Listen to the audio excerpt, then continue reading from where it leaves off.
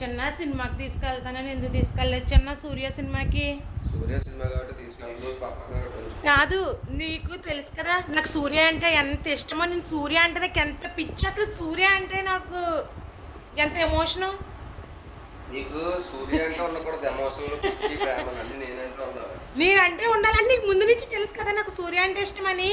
తెలిసిన తర్వాత మార్చుకోవాలి. అప్పుడు లవ్లో ఉన్నప్పుడు తీసుకెళ్ళావు కదా సినిమాకి.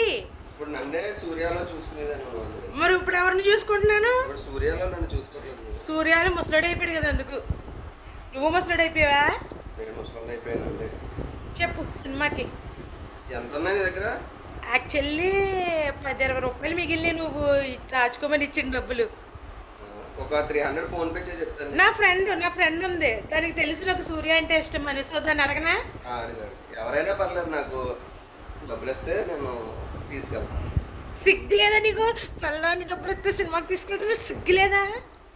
డబ్బులు లేకుండా రావడానికి నీకు సిగ్గు లేదా? ఫస్ట్ పిల్లని సినిమాకి సూర్య సార్ వరకు రీచ్ అయ్యేలా చేయండి గైస్. నా వీడియోని అయితే షేర్ చేయండి.